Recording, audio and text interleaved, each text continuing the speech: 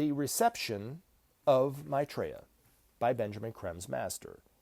A Master Speaks, Volume 1, page 399. As Maitreya's approach comes ever nearer, let us look more closely at the likely reactions to his presence. In the first place, those who have worked to make known that presence may be surprised to find the reactions of many more muted than they envisioned. Initially, this may well be so. In starting his open mission, the great Lord must tread carefully not to frighten away those he seeks to help. Therefore, a quiet note, but heartfelt, should be looked for. In time, a greater urgency and force of statement will be appropriate, and trenchant indeed will be his call to men. Expect, therefore, a growing emphasis, a sterner warning from Maitreya's lips. As time proceeds, his thoughts will find response of differing kind.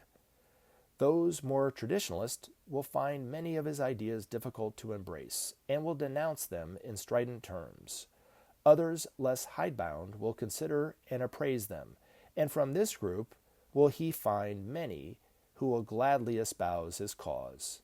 In growing numbers, they will gravitate to him and lend their voice to his counsel.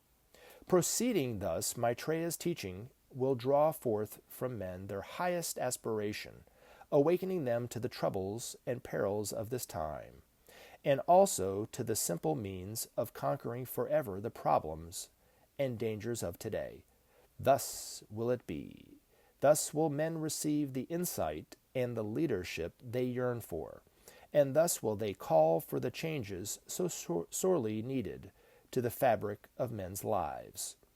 Of course, it is only to be expected that many will oppose the teaching of the great Lord. Religious groups, deeply embedded in their own doctrines and expectations, will strongly disavow Maitreya's presence and ideas, and many unpleasant accusations will be directed towards him.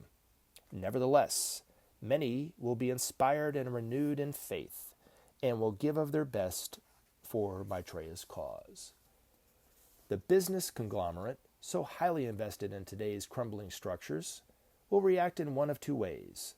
Those who see Maitreya as the enemy of all they stand for will oppose and thwart his counsel to their utmost effort.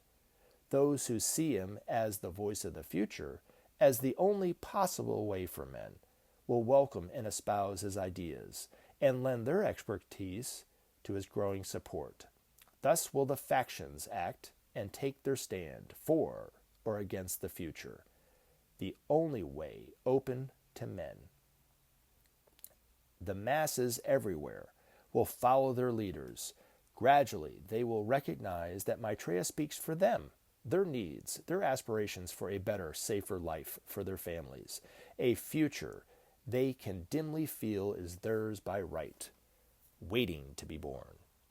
Then will the world's peoples raise their voices in support and praise of the great Lord, and call on his teaching to enlighten and to ennoble them, and to lead them willingly into that beckoning and blessed future.